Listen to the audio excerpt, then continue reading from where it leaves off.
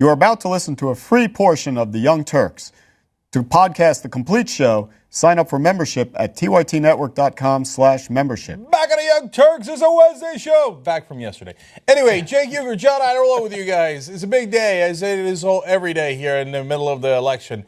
CNN and MSNBC have decided to add about a dozen town halls between today and tomorrow. There are 3 going on right now. Right. But in all seriousness, yes, they have added town halls. Yes, that means we will be covering them. So immediately following today's show at 8 o'clock Eastern, we will be doing a Republican town hall. Yes, and tomorrow at the same time, we will be doing a Democratic debate or town hall? Town hall. Town hall. So tonight is Marco Rubio, Ted Cruz, and Ben Carson. Yes. And then tomorrow's Democrats. Okay. And the other Republicans, but ain't nobody got time for all that. Right. So no Trump tonight, and you do get to sleep through a third of it because Carson's in it. Yeah. But Cruz versus Rubio is the Rumble in Havana Part 2. Or should I say Part 2? Or Toronto. Well, it is kind of a Canadian Rumble because Marco Rubio is running ads of morning in Canada, and Cruz is from Canada. So the Canadian Rumble. Mountie up. For tonight's town hall. All of that is tytnetwork.com/live. And I don't even know, it's not in the rundown right now, but I kind of have figured out what's going to happen on the Democratic side. Have you really? Plus, should it be on the rundown? My perception of what you have predicted? Oh, for God's sake. You did the 2013 thing or what I'm about to predict? Oh, I was just about to mention that.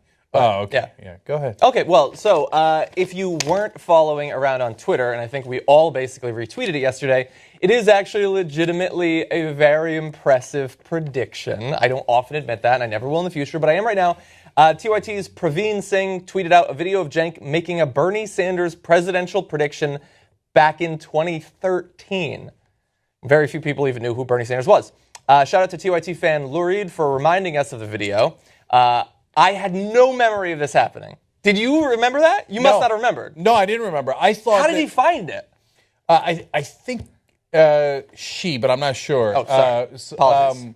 It's Twitter. It's hard to tell. But anyway, I think that I mentioned on the show yesterday, like, hey, you know what? I might have even been skeptical of Bernie Sanders at one point. Well, early on in 2015, we were all skeptical. Right. And the person on Twitter, one of our viewers, said, no, actually, you should see this video from 2013 where you nailed it. And and apparently I also felt the burn because I think I ended the video with, run, Bernie, run. Oh. Yeah, it was pretty amazing. So check that out on Twitter and be sure to retweet it. Get Cenk some well-deserved credit in this case. Yeah, and look, just real quick on that. You know, I like the bragging. It's fun, right? Mm-hmm. But there is a point there, which is I analyzed in the middle of the video why I thought he would do well. Because I said no one has ever really run on these progressive positions like, doing more for Social Security rather than less, fighting against Wall Street. I said these poll incredibly well. So if he actually was the first person to run on these issues, it might do surprisingly well. Yeah. So now I tell you that now because I want you to understand that when we say things, we're not like the mainstream media. We're not just pulling it out of our ass. It's not like, oh my gut says, the American people say, and just making stuff up. We're trying to, to the best of our abilities, base things on the facts and figure it out together, right? Yeah. And that's part of the reason why we do the predictions, not just because they're fun, and they are, right? But so that you can tell whether we're full of crap or not, or if we actually know what we're talking about. Yeah. Yeah, and back in 2013, I filmed 75 videos predicting different people would run, but Bernie wasn't one of them, unfortunately. I wasted like 6 weeks doing that. Oh, well. But before we get to the stories, I have a little surprise. Ooh. It's a poll. And I find it very exciting. No, it's not the one showing him pulling neck and neck with Bernie and Hillary neck and neck nationally. It's not the one of the Nevada. It is a national poll, but it's of the Republicans. Guess who's in first place? Donald Trump. No. Ooh. Ted Cruz with 28% of the vote. Donald Trump with 26% of the vote, which I checked is a lower number. Marco Rubio with 17%, 11 Kasich, 10 Carson, and Jeb Bush. Go home, man, with 4%. Now, this is NBC Wall Street Journal, which has a very good record.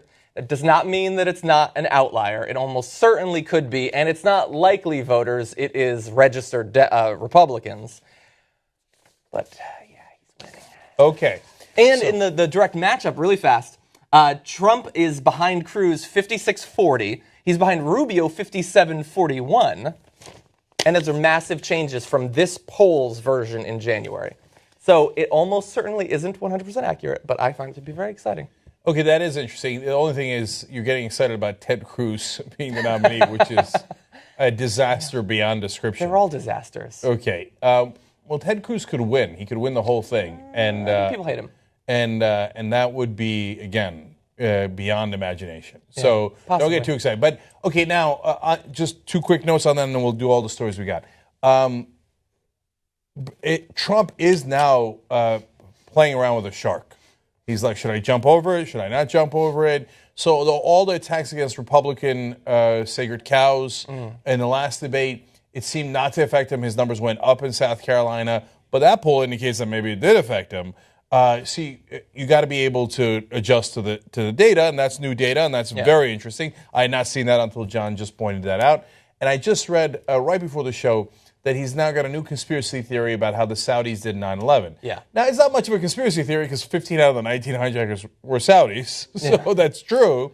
But if he gets a little deeper into that wormhole, you know, then... That's not the evidence he used. It's conspiracy theory evidence. Yeah, and so then all of a sudden, those numbers become a little bit more real. Yeah. And we, you know, look... The main thing that I had said all along is that the lead would hold for a long, long time. It's been a long, long time. It's been very, Check. very long. Mission accomplished, right? Very, very long. I never said he's going to hold it forever because he is fucking crazy, right? So you never know what happens. I think you're going to end up being right, though. I'm very excited about this because I hate Trump more than, I was going to say life itself. That's not the right use of that expression. That's sad. That's really sad and dark. But I don't think that the next 5 national polls are going to reflect this. Yeah, we'll see. Yeah. And then finally, I do want to say, I mean, 43-42 in Nevada. We finally have a real poll in Nevada. Hillary Clinton's at 43. Bernie Sanders at 42. That's basically a tie. But, okay, fine. Hillary Clinton up by a point, right? So here comes Bernie. Yeah. I was seeing a meme. It was wall meet fire. Which is so perfect since they're feeling the burn. Yeah, indeed. Okay, I hope we have time later. I'll tell you what's going to happen in the race. No big deal. He's just going to break down everything. Not just this race, every race. Every race from now on. I'd like to predict the 2020 race right now. Yeah, exactly. Okay, all right, let's move on. Okay, let's jump into it. Republicans are trying to make the case that it would be inappropriate for Barack Obama to nominate a new justice for the Supreme Court after Antonin Scalia died. Arguing against those Republicans is God himself, Ronald Reagan. Let's watch. I believe the mood and the time is now right for all Americans in this bicentennial year of the Constitution to join together in a bipartisan effort to fulfill our constitutional obligation of restoring the United States Supreme Court to full strength. It would be unfair to the parties with cases before the Supreme Court and unfair to the remaining members of the court to be left without 9 full-time justices. Each of us owes a sacred debt to our ancestors, establish the rule of law in this republic, and to the citizens of the future to whom we entrust our nation's destiny. In a special way, this duty now falls upon the United States Senate as it nears a crossroad of conscience. In taking up this nomination, I hope we can all resolve not to permit a repetition of the campaign of pressure politics that has so recently chilled the judicial selection process. Let us insist that the Senate not give in to noisy, strident pressures. It's time for the Senate to show that it will join with me in defending the integrity and independence of the American system of justice. And a good way to begin would be by holding hearings promptly. A president, whether Republican or Democrat, liberal or conservative, seeks out the best qualified person who generally shares the president's judicial philosophy. The Senate then decides whether the nominee meets the qualifications to serve. This way, Over the years, the Supreme Court becomes composed of the best minds reflecting varied but accepted judicial philosophies. Now is not the time to change the standard, to break that tradition. And I know you join me in calling for statesmanship, not partisanship. I look forward to prompt hearings conducted in the spirit of cooperation and bipartisanship. I look forward to it too. Well, if Reagan said it, I guess you got to do it, right? From what I hear from the Republicans, this is Ronald Reagan. It's better than the founders. So, look, he's not just speaking there generally. The Republicans right now have this totally false talking point. It is not remotely true. Saying that, for the last 80 years, no justice has been confirmed in the last year of a presidency. First of all, most of that is enormously random.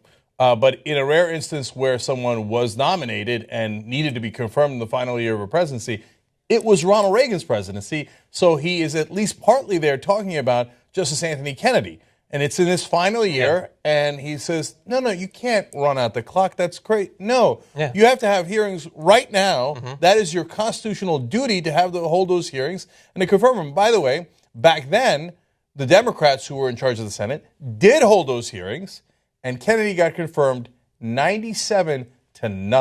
Yeah. So when you hear the media talking about, we need more bipartisanship in the good old days. Yeah, it was the good old days when people would confirm justices 97-0. Now the Republicans are like, not only will we not confirm the person, sight unseen, we don't care who it is. Doesn't matter who it is. We won't even hold hearings. It doesn't matter who it is.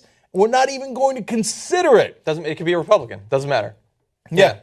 Yeah, no, that doesn't mean that back then they would confirm anyone. Reagan tried to get certain people confirmed, and it didn't actually work. Yeah, that's perfectly fine. The Democrats were able to defeat Robert Bork, and then the next nominee had to smoke weed, and so they withdrew him, which is nonsense. Okay, so then Kennedy was confirmed.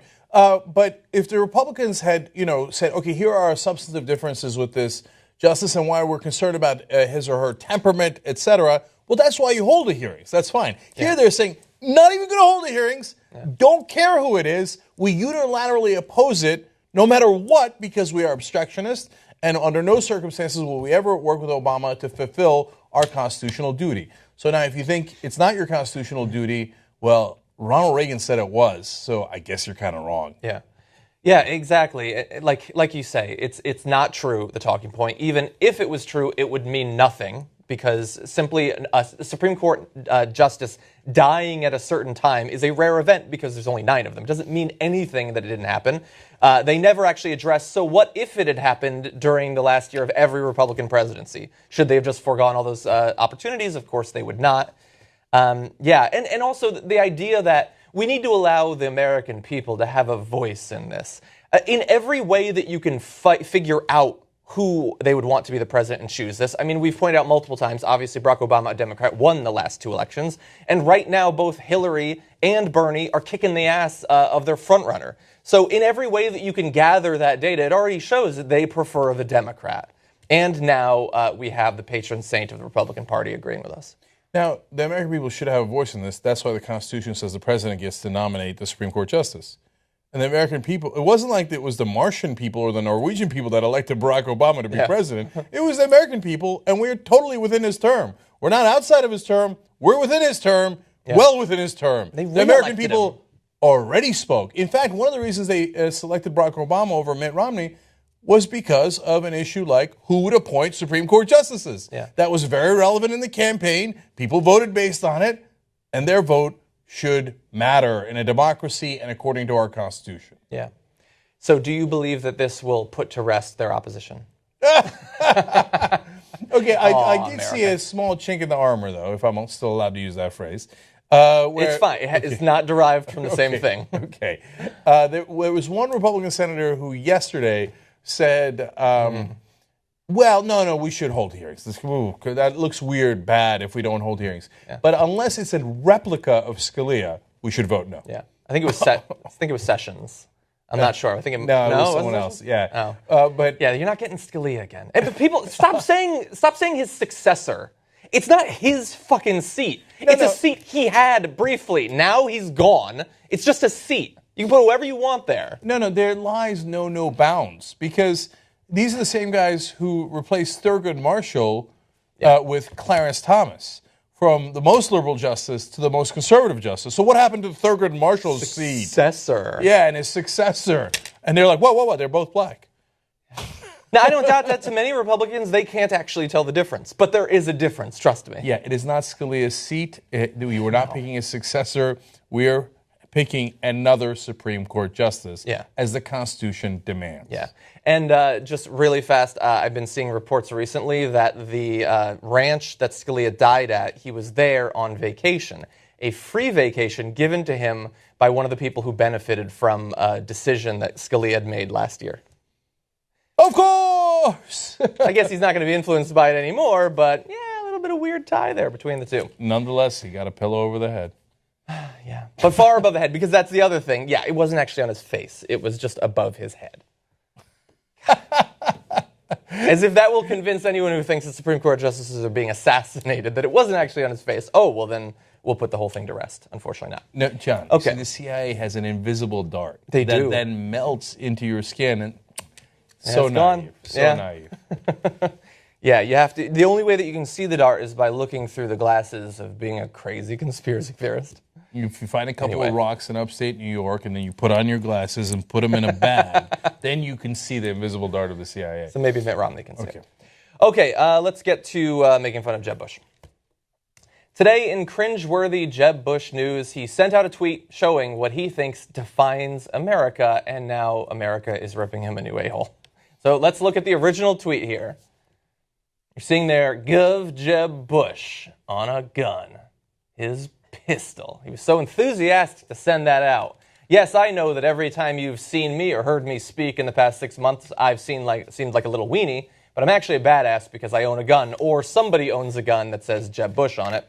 And it did not take long for the machinery of the internet, the meme-making machinery, to gear up, to spin up, and it started spinning out things like this. This was actually made by Tim Collins here at TYT. Come on, give me a break. I fucking love it. And then yesterday I saw this one. Please clap. That is awesome. And then next you'll see Mama's favorite. Oh, yeah. Maybe. She doesn't seem to love him that much. And then people also suggested things that actually represent America, perhaps better than a gun, like cheese delivery in less than an hour. America. The funny thing is, that looks good. That does look pretty good. There were many of this sort, but then we also had a nice comparison with another country, and this one, Australia. And Bette Midler, of all people, had an amazing tweet. Jeb Bush tweeted a pic of his handgun with the caption America. With over 300 mass shootings last year, maybe that is our national symbol. Well, that's very sad, but unfortunately true. Yes.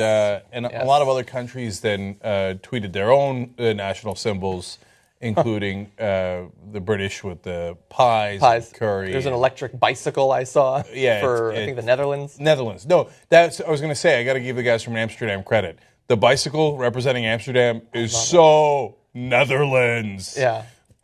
So now they're doing it. But how sad is it that for Netherlands it's a bike, for the British overall it was a cup of tea, and for us it's murder. Murder. Right. I mean, now guns are don't always murder people, but they often do. Right. Yeah. And we have 300 mass shootings a year, or over 300 mass shootings a year, more than one a year this year, where more than 4 people are shot. So given those numbers, he is unfortunately right. It is America. Yeah. But he probably should have added a... It's funny because I'm a corny goofball, so I have gone around the country in different places. I've been in Kentucky, Oregon, etc., and I'll take a picture of a waterfall or a farm or something, and I'll just say, America. Yeah. Okay, and then I took a picture, I think, of Walmart, a giant tub of cheese balls, like a gallon of cheese balls, like the cheese puffs. Yeah. America. Yeah, and Jeb could use some gigantic cheese balls going into this next town hall. By the way, this is disaster. Apparently, it's his first gun. Oh, the idea that first of all, don't say that. Don't say that. You're in a Republican primary. Second of all, imagine if he was going to use it, like a robber comes up to him and he's like, "Oh, come on, give me a break." Oh no, oh, see, like the chance of him shooting himself in the foot. In that case, literally so high. It's like 50%. Please call 911. He's kicking me. He's robbing me. He's mugging me. First gun. Look, and there's nothing wrong with it being your first gun or you not having a gun. But your base are crazy people. It's I can't even remember his name. The gun-toting cartoon character that is basically Sarah Palin. Yosemite Sam? Yosemite Sam. That's your base, man. You can, and it's not just him. I have no proof. But Marco Rubio, that gun he bought on New Year's Eve, I think that was his first gun. And look at these idiots. Like, that's how you're down in the polls, nobody's accepting your message, and that's how you're going to bring yourself back up, is go buy a gun at the last minute. Dude, if I was a Republican candidate, before I ran for dog catcher, I'd buy a machine gun. Right? I mean, it's a terrible idea, don't get me wrong. Yeah. But if you're a Republican, you got to like surround yourself with guns. So Ted Cruz actually had the right idea, although I do think it was his first time frying bacon on his gun. Frying bacon on his gun, yeah. So exactly. So look, this was objectively embarrassing stuff about Jeb Bush. Jeb Bush also, he had a recent moment with his brother that many find to be cringeworthy in the normal way that Jeb Bush events usually are. Let's take a look at that. I ask for your support next Saturday. I ask for your prayers for our family. God bless you all. Thank you very much for coming.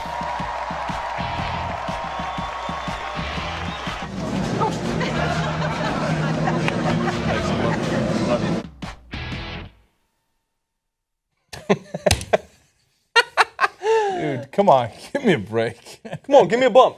Come on. Please, chest bump. You're kicking me out. And the thing is, that's an ad, by the way. So it's not just like, oh, they did that. They did that to film it, to put it to music, to make him seem like a badass. Yeah, they think that made Jeb look cool. It kind of did, though. No, I'm joking. Yeah, that's sad. And look, and the thing is, the last thing that he has to fall back on is his brother. And so now his brother's everywhere. His brother's sitting behind him. Like, he was the one who was running from his brother. Now his brother's behind him when he gives his speeches. He's chest bumping his brother. He's literally like rubbing up against his brother to show that he's a badass. And he's combined that with one other new message. He's saying, this is his new like theme to his campaign. It's that he's disruptor Jeb. He's the one that's going to come in and disrupt the government because it's got all these establishment types that he's not involved with. He doesn't know any of them, doesn't get support from them. So he comes in and disrupts. Dude, you just chest bumped the last Republican president. I don't know if you know this. Your last name is Bush. You are the establishment. You're the one getting disrupted. Yeah. I just want to point out a small thing. I remember the days of Obama's first campaign for president. To now, we got chest bumps and they're so cool. Remember the terrorist fist jab? And, yes. I forget the other terms they used. I definitely remember the terrorist fist jab and I don't know. But that was so scary. But if they're chest bumping, oh my God, they're cool guys. Yeah. Like to co-opt such a thing where it's like a celebratory thing, a chest bump, a fist bump, and everything like that now it's cool, but back then it was scary. It just shows, again, as Jeb tweeted, America. Once we take it over, we're trying to be cool, but when someone else is doing it, it's totally scary. It really is amazing, right? So when Barack and Michelle Obama did a fist bump once, Fox News called it a terrorist fist bump, okay? And now when the Bush brothers are doing chest bumps, it's not a terrorist chest bump. I guess if the Obamas had done it, they were like, oh yeah, that's how they detonate the bomb or whatever, right? So And they're bumping and grinding on stage. Right. And lately I've been obsessed with the idea that Cam Newton got all that criticism for doing the dab, for celebrating this much. Meanwhile, the guy he's playing against in the Super Bowl did sexual assaults that were totally covered up, and then maliciously went after that person and got her fired in a couple of instances. Yeah. And on and on and on. Like, I just can't get through my head how racist some of the country is. It doesn't compute for me. Yeah. Like, why does it bother you that Cam Newton celebrates touchdowns? It is a form of white privilege, honestly. It's that the same action is interpreted differently based on who you are. And I saw a TYT sports clip that JR was in. Yeah, Gronk does massive celebrations. Aaron Rodgers does this, right? Like, but he's cool and he gets commercials doing this, right? And Cam Newton has the gall, the temerity to smile and do his own move after a touchdown celebration. Like, know your role. Jesus Christ. No, here's the thing. The media that accepts and encourages Trump's Twitter activity does not get to yell at whoever the hell that is about his celebratory attitude. Yeah. That's ridiculous. Whatever the hell that is. Okay. I know. He was in the Super Bowl or something or whatever. Anyway, really fast. This is gonna in hindsight end up being ridiculous because he still has so much money and he can afford to just hang in there. But the polls recently, like we talked about a poll earlier where Jeb nationally was at 4%. In South Carolina, it looks like he is doing horrendously.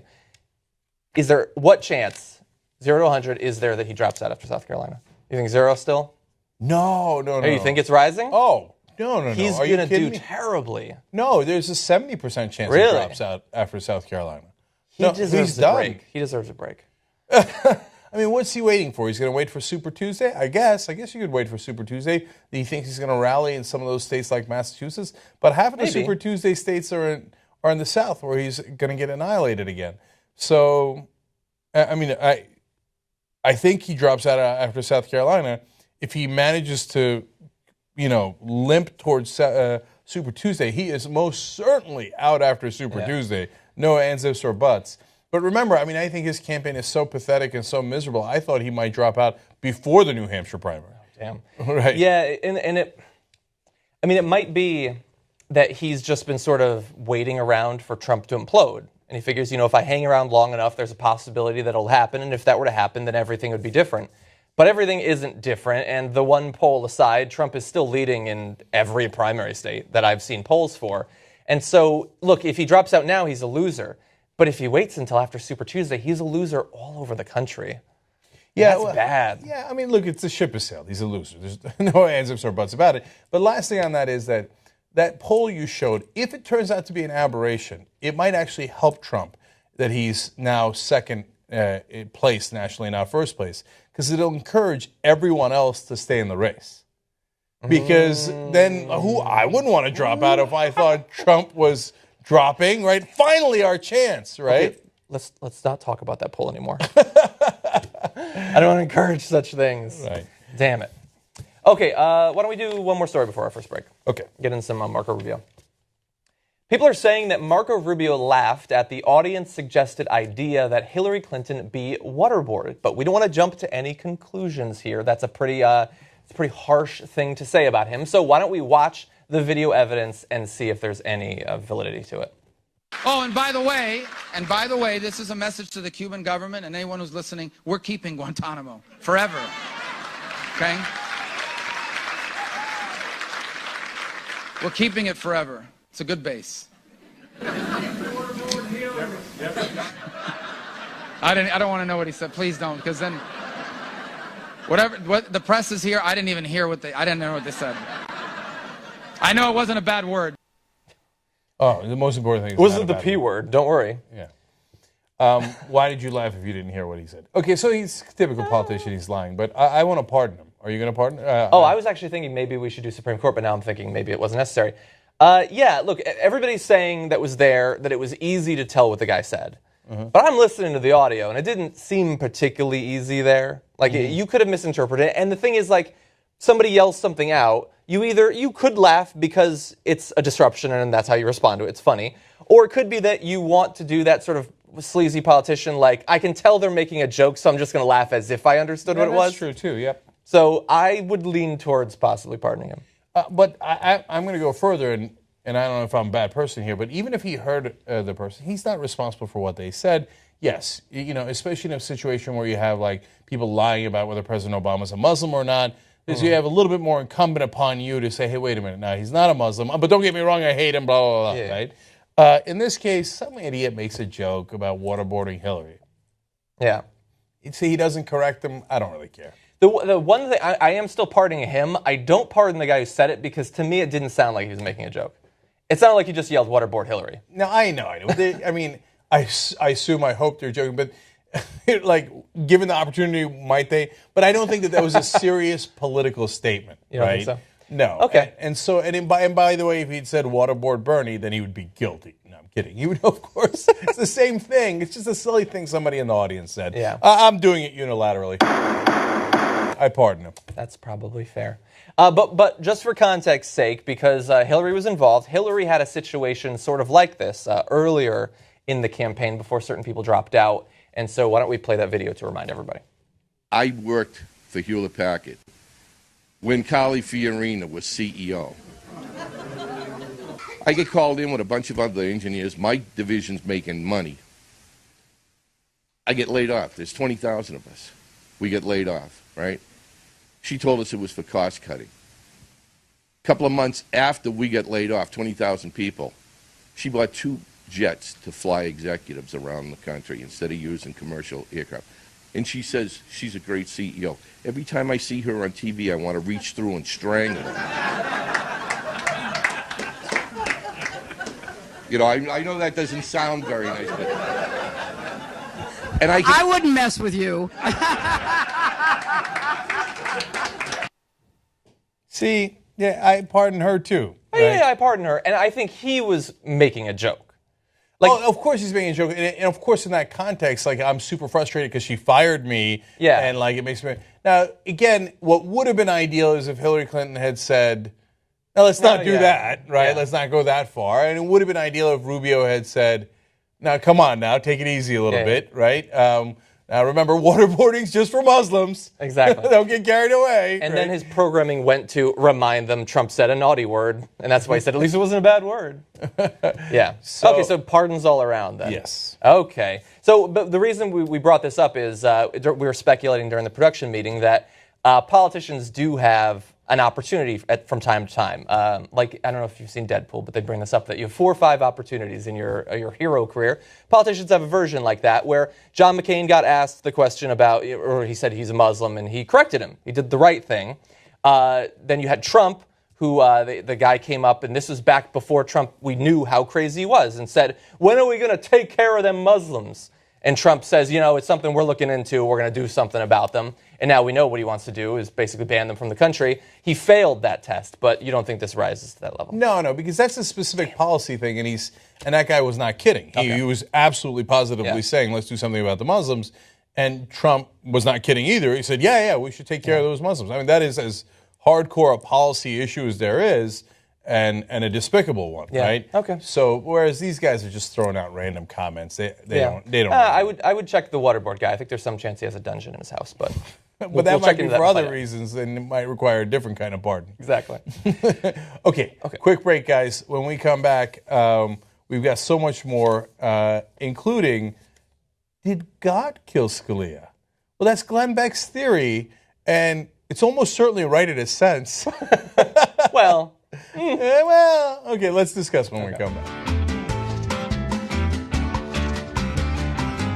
All right, back on the Young Turks, Cenk and Anna with you guys. We do have the debate coming up in a little bit, 8 o'clock Eastern. It's going to be a Republican town hall. Me, Anna, and John are going to cover it. Members of the day are Rebecca Rush, member number 1549, and Jerry Briscoe, member number 1550. You guys are awesome. TYTnetwork.com/join to become a member. And somebody asked, one of the members asked in a post game that we break down what's on the soundboard. Oh, okay. I will do that. So next time we have a post game, I'll explain what's on the soundboard because I know some of it is a mystery to people. There's a lot of stuff on there. There is. No, we're not going to take 2 hours. Okay. We'll do it in pieces. We'll get to the most relevant stuff. Okay. Again, I want to thank Lurid, who tweeted to me my Bernie Sanders prediction from 2013. So I didn't remember it. So thank you. Appreciate it. Now, Suwa says MSNBC isn't leaning back, it's bending over. I didn't say it. I'm just saying. Okay. All right. Nice imagery. Sergio Ivan Perez A writes in, I should be doing my English project, but you guys are too awesome to miss. Sergio, that's awesome. Thank you. Sam Riccio writes in, Trump is pretend funny crazy. Cruz is genuine scary crazy. Well, there's a little bit of truth. That's half true. Trump is also sometimes just crazy. Yeah. Right. And then finally, I'm going to go to Easton Cueva here. He says, Ted Cruz won't brag that he was the first Latino to win a state primary. He wants the GOP to forget that he is Latino. And that is also very true. That's why I was surprised he slipped up and spoke Spanish during the debate, because Rubio had challenged him. And then Univision analyzed Ted Cruz's couple of sentences in Spanish that he did. They said he has a gringo accent. Yeah, I heard that he doesn't really know how to speak great Spanish. No, he doesn't know at all. He's been trying to learn while he's running for president. Remember, he's from Canada. Yeah. He happens to be of Cuban descent, but he never spent any time in Cuba. Right. Yeah. All right. So, again, tytnetwork.com/join to join us. And for all of you who have, thank you for making all this possible. All right. Let's do it. All right. Last week, a host from The Blaze by the name of Tomi had some strong words for Beyonce's performance during the Super Bowl. Well, we covered that on the show. She did not like the fact that Beyonce's performance applauded the Black Panthers and basically drew awareness to the fact that unarmed Black people are getting shot throughout the country. Well, after she aired her segment, not only did we criticize her, Charlamagne the God, a DJ in New York, also criticized her. And Tomi invited him on her show in order to debate. And I love it because I think Charlamagne the God did a good job in answering some of her questions pertaining to the Black Panthers movement and other things. So we have 3 clips for you. Let's take a quick look at the first one. Please tell me, why was I your donkey of the day? Well, you know, Donkey of the Day is a segment that is designed to give people the credit they deserve for being stupid. And I think at times we're all stupid to certain situations, especially if we don't have all the information. And I feel like as an American, you know, I think about the quote that Dr. Martin Luther King Jr. said when he said, an injustice anywhere is a threat to justice everywhere. As an American, if we see the different injustices that have been happening, you know, with the police and unarmed Americans in America, for Beyonce to speak out against that and for her to have a video where in the video she specifically says, stop shooting us, I don't see how anybody could have a problem with that. Like, if you have a problem with Beyonce saying stop shooting us, then that means you must agree with them shooting us. Okay, yeah. Came out strong from the very beginning. Yeah, she got a little owned there. First of all, never start a sentence with, why was I donkey of the day?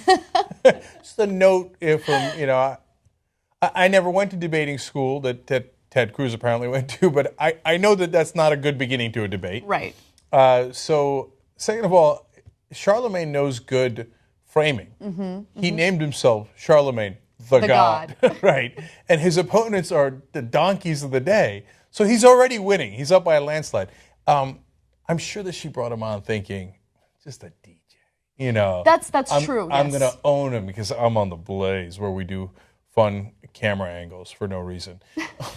Okay. But so far it's not going well for her, but let's give her a chance. Right. And by the way, look, obviously we can't show you the full interview because it's like 17 minutes long. I do suggest you guys watch the full thing. What we're giving you right now, I think, are the most important parts of it. Let's take a look at the second part. I'll give you more information. That's the problem here, is my final thoughts weren't about her music or her music video. She's an artist. She's entitled to that. My final thoughts were about her Super Bowl performance and the salute to the Black Panthers, which was a group that was a response to Martin Luther King's nonviolent, peaceful civil rights movement. That's what I took issue with. It's not even her music video. It's not her lyrics. It's that sentiment that was made at the Super Bowl that really got under my skin.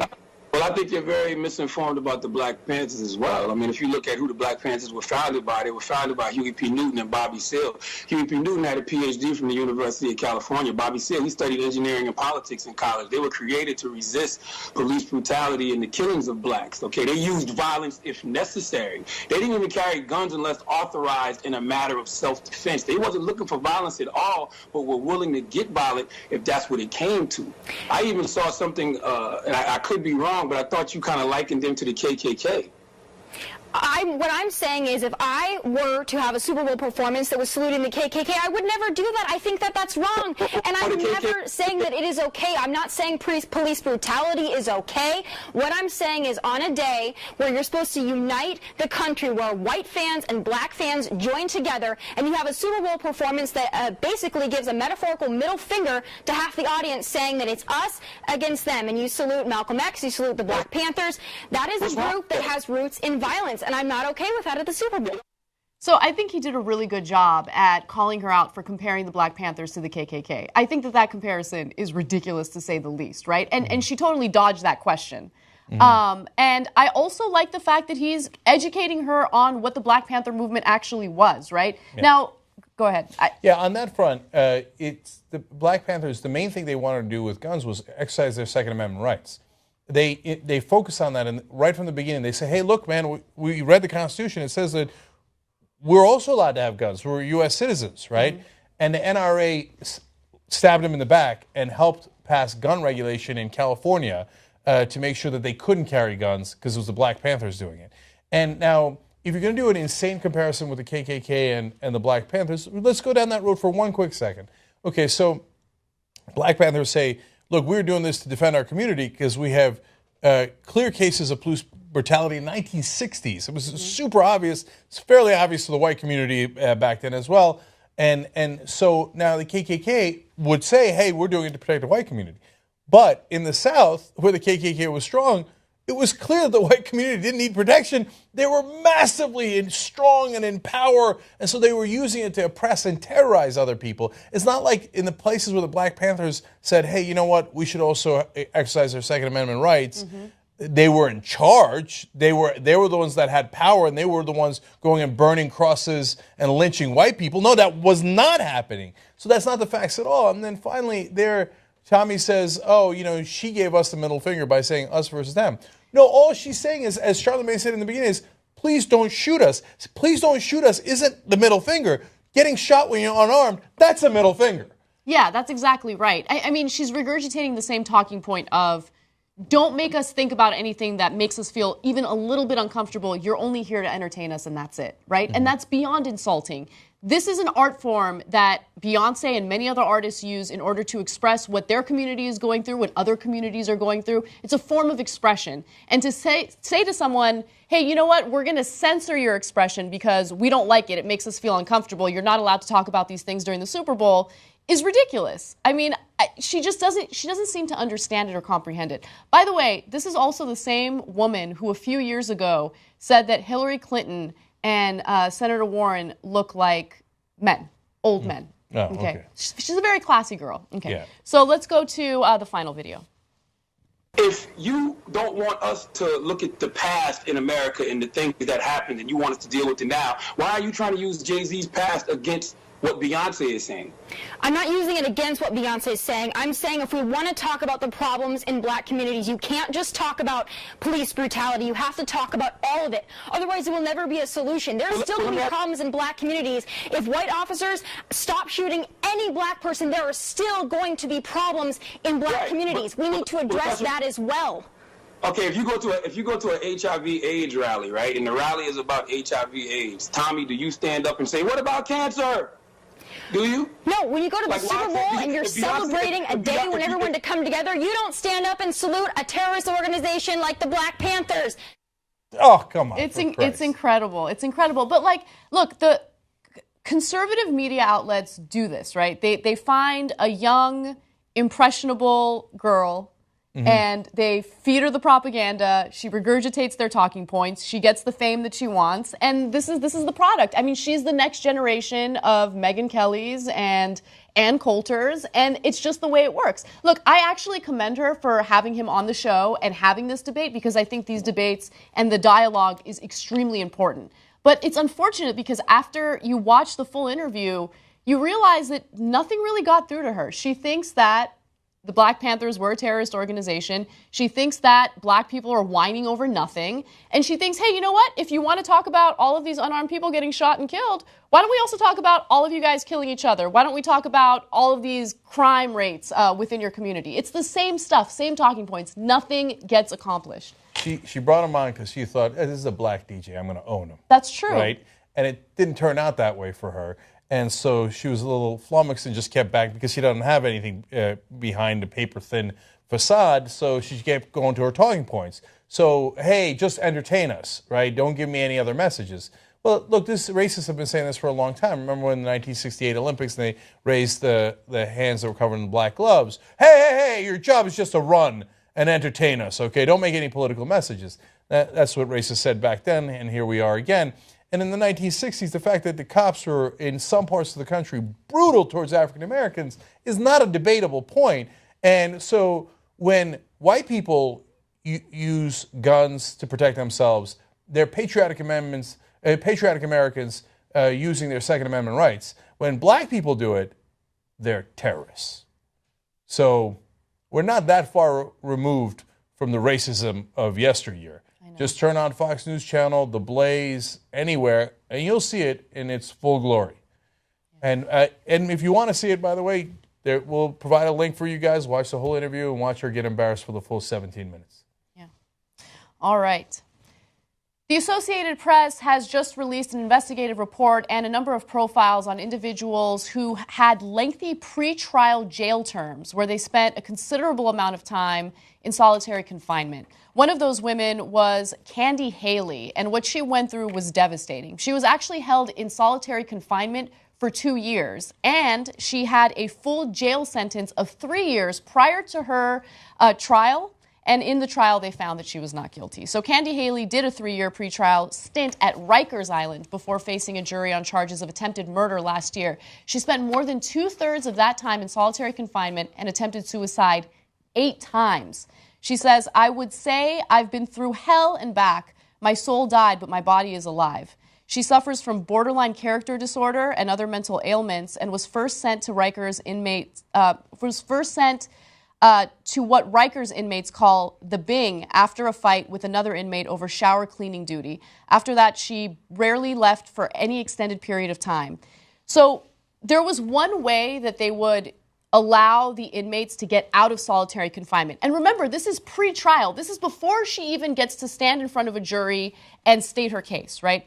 She's in solitary confinement. She's miserable. What can she do to get out of that situation? Well, you have to act like you're crazy so they can put you in another section of the jail for people who have mental issues. And this is what she would do. "I would take the feces and put it all over me. I said, if you're going to treat me like a dog, I'm going to act like one." That was in an effort to just get the hell out of solitary confinement, even if they sent her to a mental institution. Yes. That's how bad solitary confinement is. So there's two parts of this story. One is, I thought we had a right to a speedy trial. I'm pretty sure that's in the Constitution. But when it comes to poor people, not just blacks or Latinos, although in this case it happens to be that way in case of Rikers, in the prominent stories that have been featured in the news, and we'll get to some more of those in a second. But for anyone who's poor and powerless in the country, who cares? Their lives don't matter. Just let them sit in jail for 2-3 years without a trial. Imagine if it was you. I mean, somebody sitting in jail for 2-3 years without a trial? That's crazy. That's crazy. If you had any degree of power, you would scream it from the rooftops and your lawyers would get you out. Unless it is a horrific murder case. Yes, in some rare instances that does happen, okay? But in a great majority of the cases, you're not supposed to sit in jail for 2-3 years without a trial. Okay, right.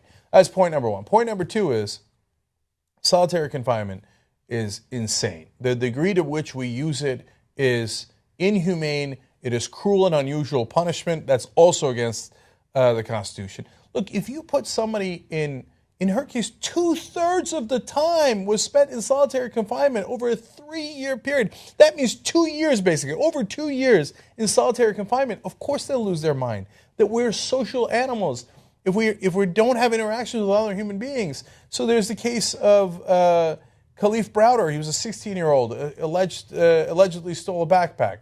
Couldn't be proven. Nonetheless, for 2 years, they had him in solitary confinement. And then at the end, they're like, oh, yeah, sorry. Yeah, we don't have any evidence. You're free to go. It's incredible. And then he committed suicide later. I don't know if he was predisposed to suicide and predisposed to depression, which is entirely possible, or if as a 16-year-old you lose 2 years of your life with no human contact, perhaps that is what causes the depression and the suicide. Anger Javier, also 2 years in Rikers, and 2 on house arrest, and no charges at the end. This is crazy. And the reason they do it, sorry, Anna, the reason they do it is because they don't view them as fully human, honestly. They view them as more disposable. Yeah, that's the thing. As soon as you are charged and as soon as you're put behind bars, even before your trial begins, you're already thought of as a throwaway. You're already thought of someone who's guilty before the trial has even begun. But the part of it that drives me insane is solitary confinement is supposed to be used to put people who are the most dangerous away so they don't harm other inmates. Or let's say you are an inmate who could be harmed by others. They put you in there to protect you, right? There is no reason why someone should be put in solitary confinement for 2 years because they got into an argument or a fight with another inmate over shower cleaning duties. I remember when Chelsea Manning was being threatened with solitary confinement because he had the magazine with Caitlyn Jenner on the cover. Why is that enough to put someone in solitary confinement? It should be reserved for the most serious inmates that pose a threat to the others. Which then leads to the issue of the vicious circle, right? So I get that, obviously, they've got to have discipline in there, and we can't allow fights between the inmates. Everybody understands that. We understand that there has to be some consequences for that. But then you put somebody in solitary confinement. I hope the whole 2 years wasn't for that simple fight in a shower, right? No, more likely what happens is, okay, we put you in solitary confinement, and then you start to lose your mind and start acting out. Well, you're acting out. I got to keep you in solitary confinement longer. Well, now you're losing your mind a little bit more. You acted out more. Nope, sorry, you had the wrong magazine. You walked the wrong way. You showered the wrong way. By the way, for a lot of these guys, they don't let them shower for 2 weeks at a time. Oh my God. I mean, they let them stay in their own filth. Like, this is not how we're supposed to treat other human beings. Now, on the other hand, you'll have cases like Ethan Couch, the teen with affluenza that was too rich to know the consequences of actions. The judge looks at him subconsciously. I don't think they meant anything horrible or malicious from it, but subconsciously thinks that he looks like my kid. That could be my kid, right? I relate to him, even though 4 people died in that case. Oh, well, he's a kid and he was drunk, and all right, he's not going to get any jail time. Then they look at, whether it's Edgar Javier or Khalif Browder or Candy Haley, and they think, doesn't look like my kid. Again, it's subconscious. I hope it's subconscious. I hope it's not like I don't like black people. I would doubt that that's what's happening in New York. Much more likely that they think this is the person that belongs in jail. And then they get into jail and then they think this is the person who belongs in solitary confinement. Yes. That's how they compartmentalize them. And then you treat them as less than human, and that's despicable. I think it's definitely that and a combination of another thing. I think what ends up happening is certain people have the resources to pay their bond, right? They pay the bond, and they're not sitting in jail for 3 years prior to their trial. And also, if you have certain resources, you can hire the absolute best defense attorneys to make sure that you get off scot-free. And that's exactly what happened with Ethan Couch. With, Candy Haley, for instance, she didn't have the money to pay her bond. So what is she going to do? She's going to sit in solitary confinement for 2 years and another year in jail before her trial even begins. It's disgusting. We have a 2-tier justice system in this country. If you don't have the resources, if you don't have the money, if you're not from the right socioeconomic status, and you get accused of a crime you didn't commit, you're in a world of trouble. Khalif Browder, from the age of 16 to 18, spent hundreds of nights in solitary confinement, and there were mice in there, and they would crawl up his legs at night. And then all of this over stealing, allegedly, a backpack, which it turns out he didn't do, right? Now, you think that would have happened to a rich person's son? You know it wouldn't have. So we got an issue in this country, and we've got to fix it. Because how long can this last before people start to have thoughts of more than just a political revolution? It makes me so angry. Jesus. All right. This story also makes me angry, so let's go ahead and talk about it. Yeah. All right. U.S. Marshals in Houston arrested a man over a 3-decade-old debt for student loans. The amount was $1,500, which, of course, is now a little higher because he didn't pay it. But the idea that we're now throwing people in jail or arresting people because they haven't paid their student loan debt is a little crazy. So the man here is Paul Aker. Paul Aker says he was arrested at his home last week for a $1,500 federal student loan he received in 1987. He says 7 deputy U.S. Marshals showed up at his home with guns and took him to federal court, where he had to sign a repayment plan for the 29-year-old school loan. Okay, so let me get this right. Donald Trump goes through 4 different bankruptcies and stiffs people to the tune of tens of millions of dollars. So, sorry, not going to pay you. Yeah, okay, I'll try my best. I'll sell this and I'll sell that. But at the end of the day, I'm not going to give you all my money. No, I'm going to keep most of my money. Does he go to prison? Of course not. Now, you actually tried to get a college education, so you got a student loan from the federal government. Decades later, we're going to come and put you in prison because you owe $1,500. How much did Donald Trump owe? I mean, I'm saying tens of millions. It might have been hundreds of millions of dollars that he owed and didn't pay. Mm-hmm. But he's He's Donald Trump, so he gets to brag about it and then run for president. This guy, prison. Come on, man. There are no bounds of reason. This is debtor's prison. We're back to the grotesque days where we would throw people in prison because they weren't able to pay rich people back. Okay. Now, keep in mind that he took out this loan in 1987, right? That was when education was still relatively affordable, relative to today, where it's not affordable at all. Today, people are taking out hundreds of thousands of dollars in student loan debt. If not that, tens of thousands of dollars in student loan debt. But it's a lot. People owe a lot of money. It's past $1 trillion in terms of student loan debt in the country. We have already surpassed credit card debt. Now, how is this happening? Why is it that U.S. Marshals can come in and arrest you if you haven't paid your student loan debt? Well, debt collectors are getting judgments in federal court and asking judges to use the U.S. Marshals Service to arrest those who have failed to pay their federal student loans. Now, I looked into this story a little further because Paul Akers said that he had no idea. Like, he was never contacted. He didn't know that he owed this money. But the U.S. Marshals are saying, no, that's not the case. We actually reached out to him a few times. Now, according to the U.S. Marshals Service, agents had made several attempts to serve Aker an order to appear in federal court dating back to 2012. Marshals spoke with Aker by phone and requested he appear in court, but Aker refused. A federal judge then issued a warrant for his arrest for failing to appear at a December 14, 2012 hearing. Marshals claim that 2 deputies attempted to arrest him, but he resisted. He retreated to his home and told the deputies that he had a gun. This is what they're alleging. We don't know whether or not this is true. After Aker made the statement that he was armed, the deputies requested additional law enforcement assistance. After approximately 2 hours, officers convinced Aker to peacefully exit his home, and he was arrested without further incident. But here's the thing. Why are we living in a country right now where we're putting people in jail because they want better opportunities for themselves, right? People don't understand why it's so important that a candidate like Bernie Sanders wants to make tuition at public universities free. This is why he wants to make it free. It's supposed to be an equalizer in the country. If you're from a lower socioeconomic status and you can't pay for your education, at least you have that opportunity to pull yourself out of poverty. We don't have those opportunities anymore. So part of how the scam works, by the way, is, okay, if you have a private loan, you can't be put in prison for that. That was the debtor's prisons back in the day. Now, you're going to have a lot of issues, and they might be able to garner your wages, et cetera, but you won't go to prison for it. But if you owe the government money, you can go to prison for that. But now, the way that they're doing, but they weren't putting people in prison for the student loans before. They have started now. Why? Because they're giving it to the private debt collectors to be able to get some extra money for the revenue for the government. Then the private guys go, well, I really want to collect the debt, so what am I going to do? I'm going to threaten to put people in jail, and then I'm going to put them in jail. Now, so I'm going to then go back to the government and say, hey, it's your debt in the first place, so you have the power to put them in prison. Go ahead and put them in prison so I can collect on that money so that my investment pays off. Okay?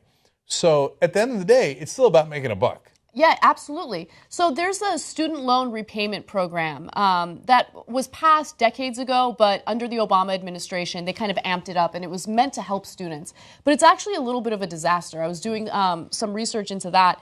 And what happens is if you take out a federal student loan, the interest rates are pretty high right now. They're about 6 to 8%, right? Mm-hmm. So what happens is you graduate and you get a job and you pay back those loans based on how much you make through your job. After 25 years, if you are unable to pay off that student loan, well, it gets forgiven, which sounds pretty good, right? But when it gets forgiven, the IRS considers that taxable income. So let's say you have $150,000 in student loan debt, or in some cases, some students who went to law school or something have $200,000, $250,000 in student loan debt. They end up having to pay tens of thousands of dollars in taxes if that debt gets forgiven. So a lot of these students get screwed over in the end. And there was this great investigative report by MSNBC about it. And it seems like student loan debt is the only debt that will follow you around for the rest of your life. It could get you thrown in prison if you don't pay it back in time. And why is it that student loans, federal student loans, have a higher interest rate than loans that were given to financial institutions that screwed up our economy, right? Yeah, and we just want a little bit of even-handedness, right? So if you say, hey, listen, if you take out a loan, you got to pay it back no matter what. Otherwise, we're going to put you in prison. Okay, and if Donald Trump is in prison with Paul Aker, okay, I get it. I'd probably argue against that system, but at least it's fairly applied, right? But in a system where, no, some people go to prison and others get to walk away scot-free, well, that's not fair. And it turns out, of course, the richest and the most powerful are the ones that get to squelch on the biggest amount of money, right? Mm-hmm. And the ones that are the poorest and the least powerful are the ones that aren't allowed to get away with anything. So that's not fair, and we can't have that. By the way, you think it's just Paul Aker? Apparently, in the Houston area alone, U.S. Marshals have served now 1,200 to 1,500 warrants. So they're coming for you. It starts in Houston, and I can guarantee you right now, it's going to spread. So if you've got student loans you haven't made a payment on yet, you could go to prison. And if you go to prison, by the way, in other stories we've done, maybe you act up a little bit, then you're in solitary confinement. And then it gets worse and worse from there. This is madness. And this is the fruits of an unjust system. Absolutely. We'll do the 50 Cent story tomorrow. Can we do the Vanessa Hudgens one right now? Yep. Okay, great. All right, guys. During Valentine's Day, Vanessa Hudgens and her boyfriend, Austin Butler, went to Sedona, Arizona, and they decided to carve their names onto an old rock. Okay. So I have a picture of it. There it is, Austin and Vanessa. Oh, how sweet. Now, this drives me insane.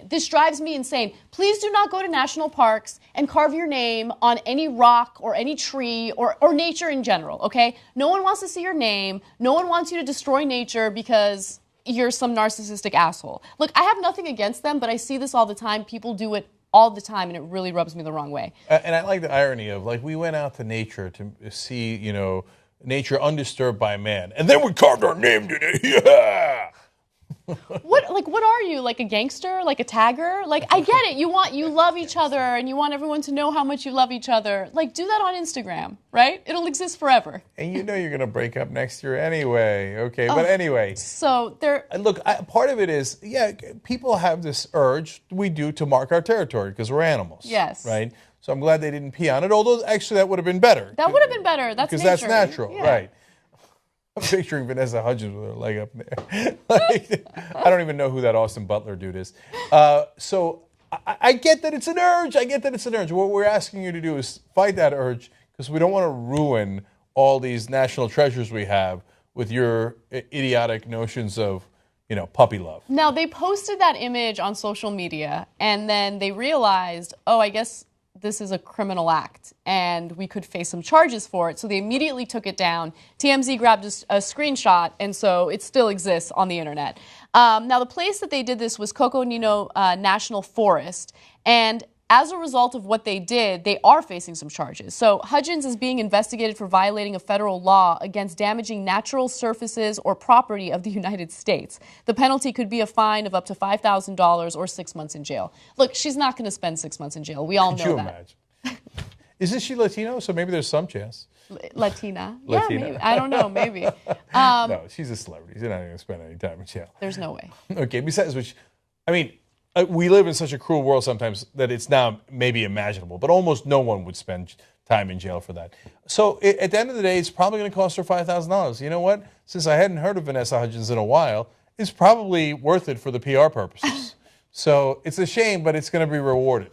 I guess so. Just please don't mark national forests with your bullshit. Yeah. National parks. Yeah. Yeah. Now you're going to make me enjoy it when you guys break up in 6 months. All right. Anyway, we're out of time. We do have a number of great stories for you throughout the week, of course. But we've got a town hall coming up. It's the Republicans, Rubio, Cruz, and Carson. So you are allowed to at least sleep through a third of it because one of the candidates will. So that's right here on tytnetwork.com/live coming up at 8 o'clock Eastern. We also have one tomorrow. That's Bernie Sanders versus Hillary Clinton. Don't miss that. And then Saturday is huge. It's the Nevada caucus for the Democrats and the South Carolina primary for the Republicans. Can Bernie Sanders come from behind and win in Nevada? How much of an effect will that be? Can Trump hold his lead in South Carolina? Okay, and if you want to join us, of course, and be a member, tytnetwork.com/join. Bye-bye.